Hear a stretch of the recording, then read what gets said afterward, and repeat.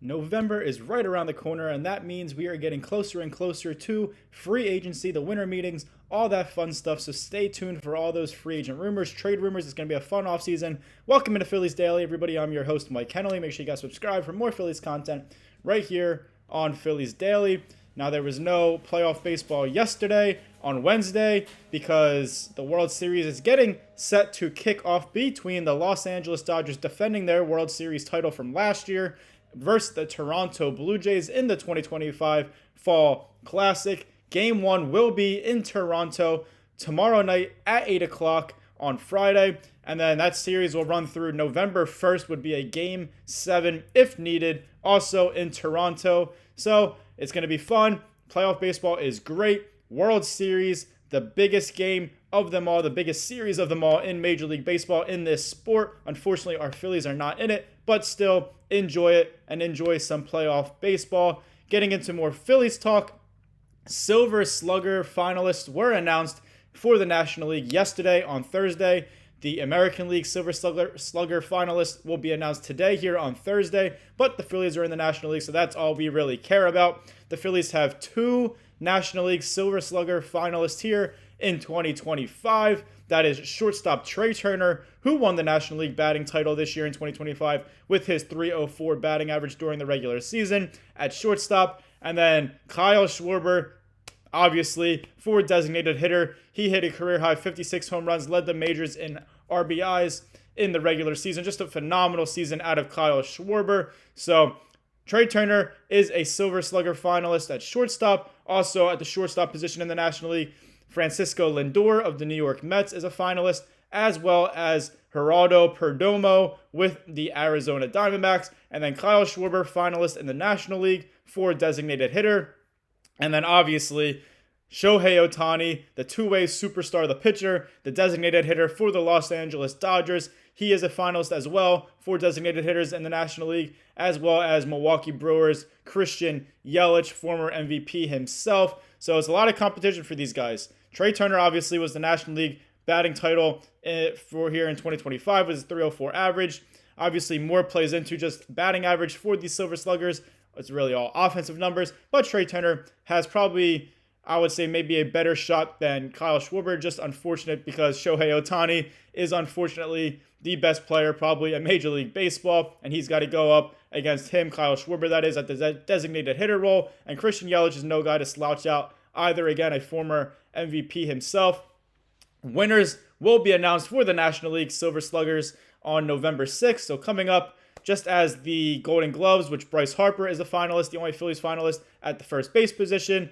I believe that is announced November 2nd. So these awards will be announced in just a few short weeks here coming up. And the Phillies are 3 guys again: Trey Turner, Kyle Schwarber, Silver Slugger finalist, and then Bryce Harper, Golden Glove finalist over at first base. So stay tuned for those results in the next coming weeks here in Major League Baseball. Now, I mentioned Kyle Schwarber and Shohei Ohtani are 2 of the 3 finalists for the 2025 National League Silver Slugger Designated Hitting Awards.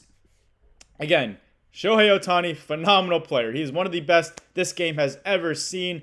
Great hitter, great pitcher. Obviously, he's more known for his offensive production. He just mashes home runs. He's just a threat with every single swing of the bat for the Dodgers and the Angels before that out there as well on the West Coast. Kind of how it's almost unfair to other guys how Shohei Ohtani has won multiple MVP awards now since he joined the league and the American League, now the National League as well. He is also the heavy favorite to win the 2025 National League MVP award here in 2025. He's going to win it. There's really nobody really stopping him in that aspect. Kyle Schwarber, however, is the consensus runner-up in the 2025 National League MVP for his phenomenal season at the plate with the Phillies. Unfortunately, very far behind Shohei Ohtani with the odds here in 2025. So it's going to be Ohtani, most likely Kyle Schwarber, the runner-up. A lot of guys had dealt with that with Ohtani in the American League. All those great players would fall short because Ohtani was there. Now the National League, that is the same thing. Shohei Ohtani is an MVP caliber player year in and year out, and he's a tough guy to beat out for that award just because of his just tremendous baseball playing abilities all around. But the MLB baseball and Shohei Ohtani can share the wealth a little bit. Kyle Schwarber had a great season. If it wasn't for Shohei Ohtani, Kyle Schwarber would probably be the National League MVP here in 2025. Just a great season overall. Again, 56 home runs, career high, one of the tops in Major League Baseball, career high in RBIs, most in Major League Baseball this year. He's better now than he was a few years ago at reaching base different ways. Obviously, he walks a ton, but he used to kind of be like a home run kind of strikeout kind of guy a few years ago. Now he's getting other base hits. He's hitting doubles. He's finding the gaps. He's driving in runs. He's getting those singles, all that kind of stuff. He's not really just a boom or bust kind of guy at the plate anymore. Kyle Schwarber, he's developed into really an overall way better offensive player and hitter, which has been great to see. Who knows if he's going to continue playing with the Phillies here as he's a free agent. He's going to probably have a lot of suitors in free agency, probably going to garner a lot of money. It might not make sense for the Phillies to bring him back at this point because of his age and the contract he wants, but who knows what's going to happen. Hopefully, maybe, I don't know. I've been on the fence. I keep going back and forth if I'd rather him here back or not, but that's for more talks here down the line as we progress through the offseason. But again, share the wealth. Shohei Ohtani is going to be MVP. If he's the MVP, then obviously he probably should win the Silver Slugger as well in designated hitter, because if you're on MVP, there's really nobody better than you at anything. So he would obviously beat out Kyle Schwarber as he will in the MVP for the Silver Slugger for National League designated hitter. But if Shohei Ohtani wins MVP, Kyle Schwarber had just as good of a season, just a little bit worse, but no, I shouldn't even say worse. Just a little bit less production, maybe. I don't know how to phrase it, but maybe just give Kyle Schwarber the Silver Slugger then for the National League designated hitter. Who knows what's going to happen?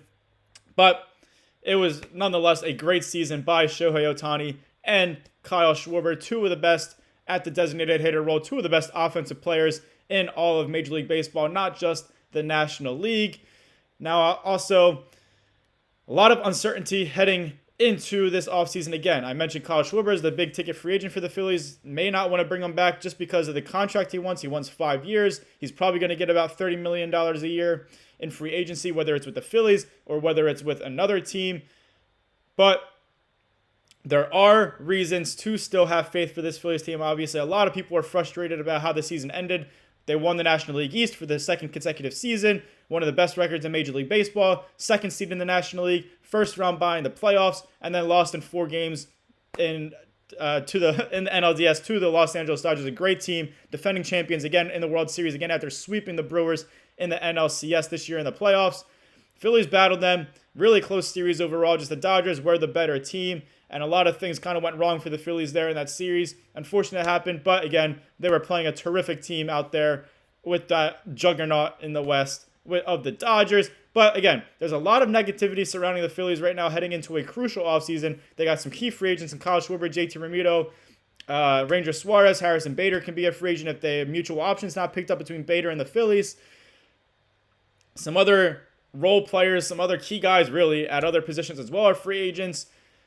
Guys are aging. There's trade rumors between different players. Alec Bohm, Brandon Marsh, Bryson Stott, Nick Castellanos all come to mind. Just a lot of uncertainty about the Philadelphia Phillies heading into the 2026 season. A lot of negativity as well, which is warranted because they have been a very good team, a championship caliber team over the past couple of years, and they got bounced out of the playoffs in the NLDS in back-to-back years here. Just can't be happening with a team like this. But still, there are reasons to believe in 2026 in this team and beyond, depending on, or no matter what the team looks like really in 2026 and beyond. They do still have these guys in place come to mind. Bryce Harper and Kyle Schwarber, if he's re-signed, are MVP caliber players. Now, there's a lot of negativity around Bryce Harper these days, which I really don't understand. Yeah, he had a bit of a down year here in 2025. Not everybody's perfect. Everybody's going to have down years. They're not going to be hitting 350 home runs, driving in 150 RBIs every single year. Bryce Harper also dealt with injuries. He missed some time. He was playing through a wrist injury, which significantly impacts your just overall ability playing this game of baseball.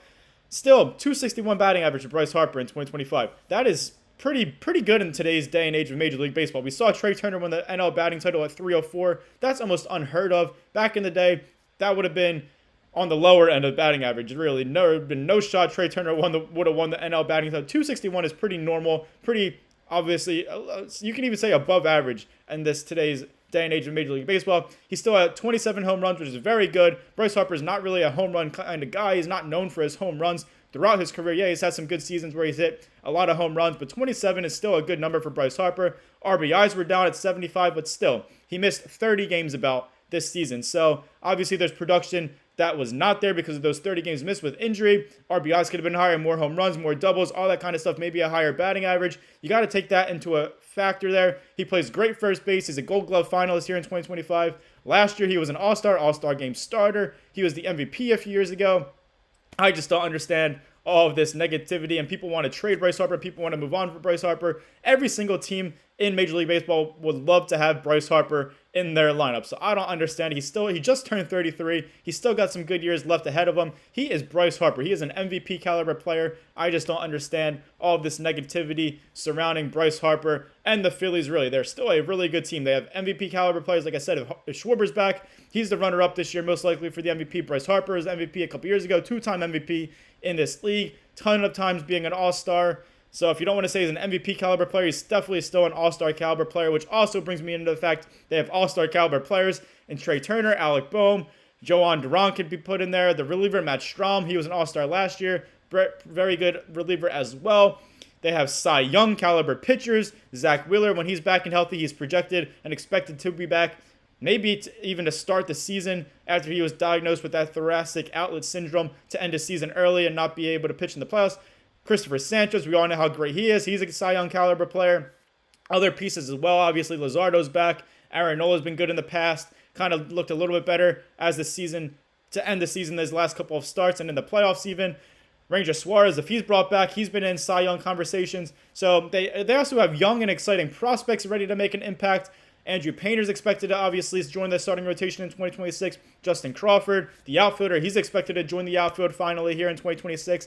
Aiden Miller, their shortstop, the young infielder, he just got late season promotion to AAA. He'll maybe has a chance, crowded infield for the Phillies, but he might have a chance to make an impact at the major league level in 2026 as well.